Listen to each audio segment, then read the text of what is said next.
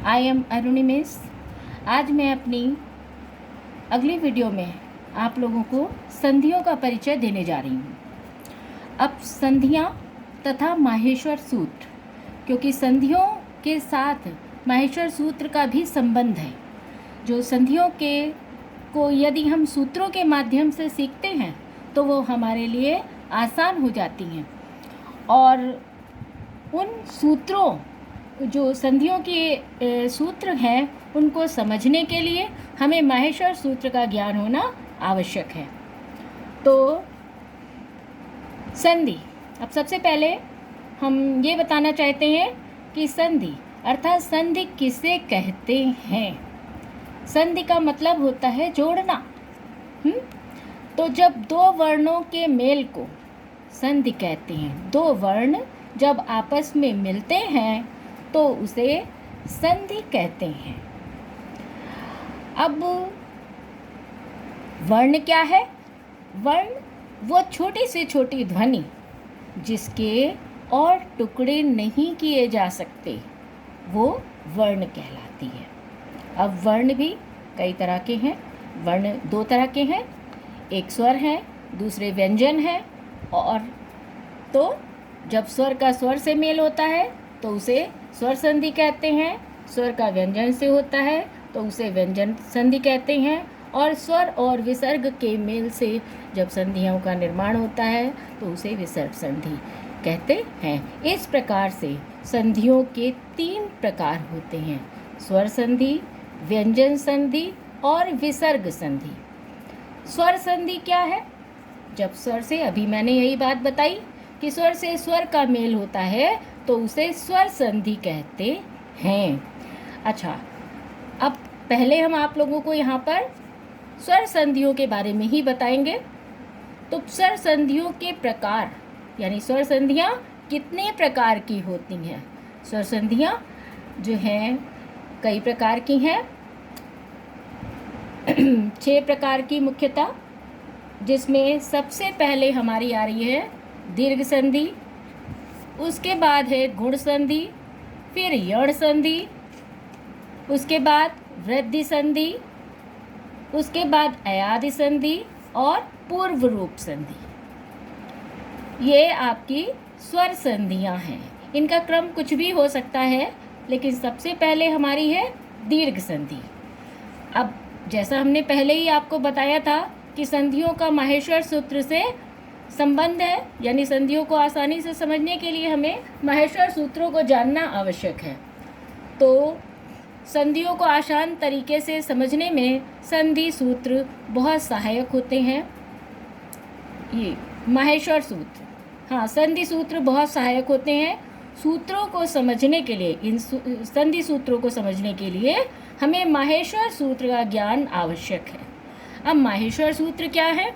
क्योंकि महर्षि पाणिनि ने भगवान शंकर से इन सूत्रों को तपस्या करके प्राप्त किया था, इसलिए इसे पाणिनि सूत्र भी कहते हैं। और चूंकि भगवान शंकर ने दिए थे, इसलिए ये माहेश्वर सूत्र कहलाते हैं। ये सूत्र 14 हैं, और इनका काम क्या है? इन्हीं के द्वारा महर्षि पाणिनि ने व्याकरण का निर्माण किया था। 14 सूत्रों से 42 प्रत्याहार बनाए जाते हैं, और इन्हीं प्रत्याहारों का प्रयोग जो है हम देखेंगे अभी कि संधि सूत्रों में होता है। उन्हीं को समझने के लिए हमें इन सूत्रों की आवश्यकता पड़ती है। तो आइए देखते हैं ये माहेश्वर सूत्र या पाणिनि सूत्र। 14 सूत्र हैं। पहला सूत्र है ऐ उण। ऐ उण। दूसरा है रि ऋक। तीसरा है ए ओंग। उसके बाद चौथे नंबर पे आता है ऐ औच। हय वरट। 6 नंबर लण। अमंगणनम। झभें। घड़दस। जब गड़दश। खफ छठत चटतो। कपय शससर हल। इनको अगर हम जल्दी जल्दी पढ़ेंगे, और इनका एक चीज़ ध्यान रखना है कि इन माहेश्वर सूत्र का क्रम नहीं बदला जाता है, इसको इसी क्रम में हमें याद करना चाहिए। अब जब जल्दी जल्दी हम पढ़ेंगे तो हम ऐसे पढ़ेंगे, अयोर रिलिक योंग अयोच हैवरट लड़ अमंगर्णम झबें घटदस जब घटदस खफ छठत चटतो कपे शसर हल। इस तरह से ये हमारे 14 सूत्र हो गए। अब जब हम प्रत्याहार बनाते हैं तो प्रत्याहार जो बनता है, तो प्रत्येक प्रत्याहार का पहला वर्ण जो होता है वो किसी सूत्र से लिया जाता है, और अंतिम वर्ण जो होता है वो हलंत वर्ण होता है, यानी किसी भी सूत्र का आखिरी वर्ण होता है। अब जैसे यहाँ पर हम स्वर संधियाँ जब सीखते हैं, ये संधियाँ, तो इनके लिए हमको मुख्य रूप से ये कुछ प्रत्याहारों की आवश्यकता पड़ती है जिन्हें हमें सीख लेना चाहिए। तो ये प्रत्याहार जो हैं प्रमुख, वो यहाँ पर है अक, इक, एंग, एच, एच, यण, अच। अक, इक, एंग, एच, एच, यण और अच। प्रत्येक प्रत्याहार का आखिरी वर्ण हलंत होता है। अब एक प्रत्याहार यहाँ मैं बना के दिखा रही हूँ आपको। पहला प्रत्याहार यहाँ पर है अक। अब इस प्रत्याहार में देखिए, इस प्रत्याहार का आ कहाँ आया है, आई उड़ के आ से इसकी शुरुआत हुई है, और इसका जो का है वो रिलिक के का तक, यानी हम आ से लेकर के का तक के वर्ण इसमें लेंगे।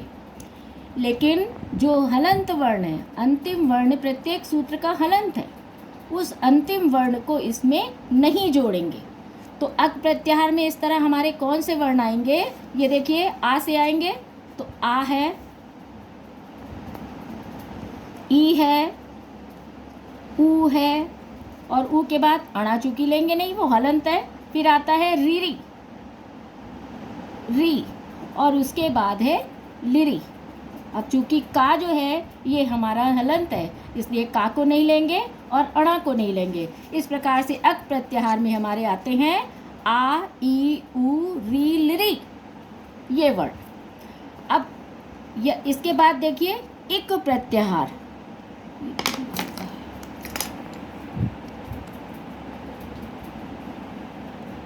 इक प्रत्याहार, अब देखिए इसमें भी वही वर्ण है।